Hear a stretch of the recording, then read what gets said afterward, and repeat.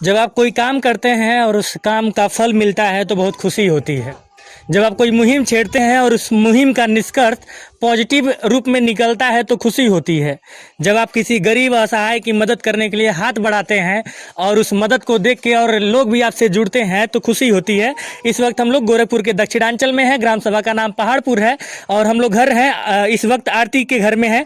वही आरती जिसकी पीड़ा मैंने अपने कैमरे के माध्यम से इनसाइड भारत टीवी के माध्यम से तमाम लोगों तक पहुंचाया था, अधिकारियों तक पहुंचाया था, आम जनमानस तक पहुंचाया था, जिसके बाद मेरे पास सैकड़ों फ़ोन आए और आरती की मदद के लिए सभी लोगों ने इकट्ठा होके पूरे जोरों शोरों से आवाज़ उठाई और नतीजा ये निकला कि आरती को आवास मिल चुका है और जो राशन की समस्या थी वो भी दूर हो गई है। हालांकि अभी कार्ड नहीं बन पाया है लेकिन राशन मिल रहा है। गांव के लोगों की मदद से सब कुछ सही हो रहा है। और जो नए प्रधान बने हैं, जब मैं इस गांव में आया तो जैसे इनको फ़ोन किया ये तुरंत यहाँ पे आए और मैं बस यही जानना चाहता था कि पिछला कोविड था तो मैं आया था और भोला की स्थिति के बारे में बताया था, आरती की स्थिति के बारे में बताया था।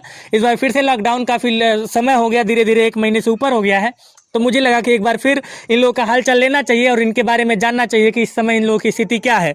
आरती, आपको ये यहाँ पे घर की नींव पड़ चुकी है, कितना रुपया अब तक मिल गया आपको? मिला है 40,000 एक बार। दूसर किस्त मिला है 60 या 65,000। 65,000। हाँ। तो अभी आपका जो दूसरा किस्त आया इसके बाद से फिर और भी मतलब कि आपका घर थोड़ा और मतलब कंप्लीट होने के कगार पे लगभग पहुंच जाएगा। ये बताइए कि जब ये पैसा आपको मिला तो कोई पैसे की डिमांड भी कर रहा था क्या? नहीं, कोई नहीं लिया। नहीं, मतलब कोई मांग रहा था? नहीं, कोई नहीं मांगा था हमसे।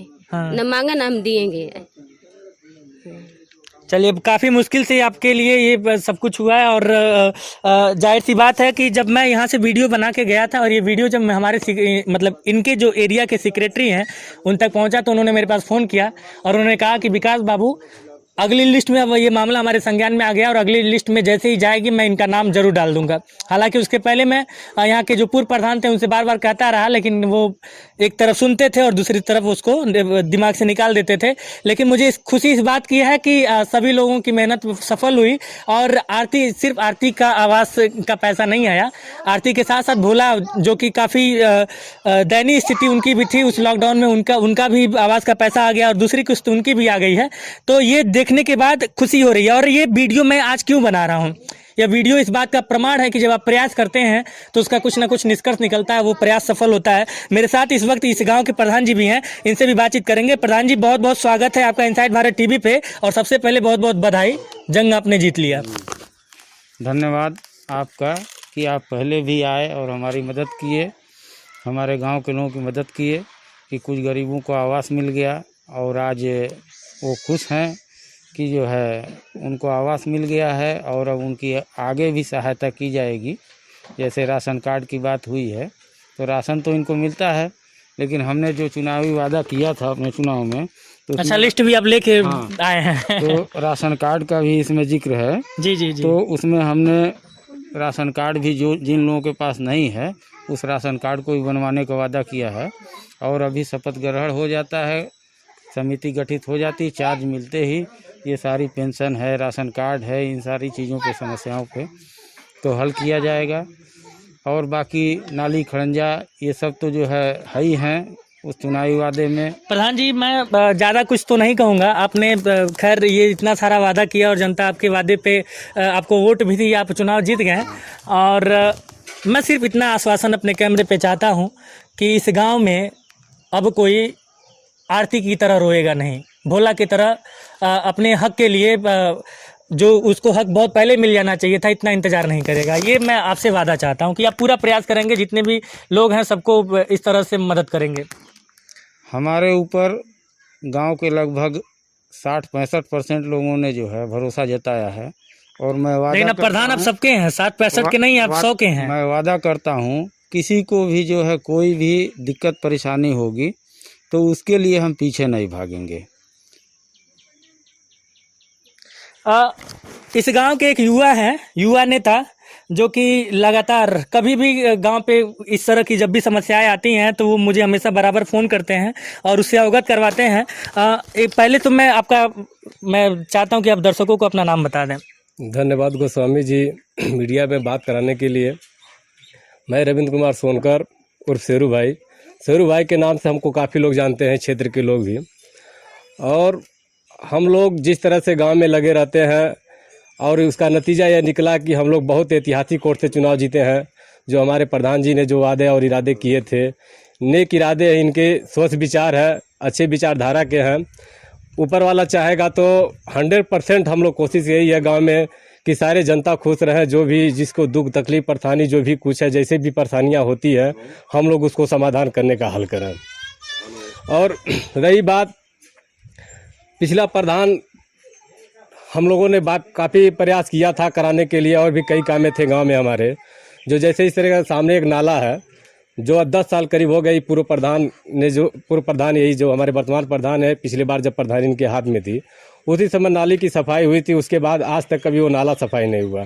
इसके लिए भी हम लोग आग्रह कई बार करवाए, बात तो हम लोगों से होती नहीं थी, विरोधी हम लोग थे उनके, लेकिन उन्होंने अनसुनी कर दिया। नतीजा ये निकला कि सैकड़ों बीघा खेत हमारे ग्राम सभा में डूबकर फसल नष्ट हो जाती है।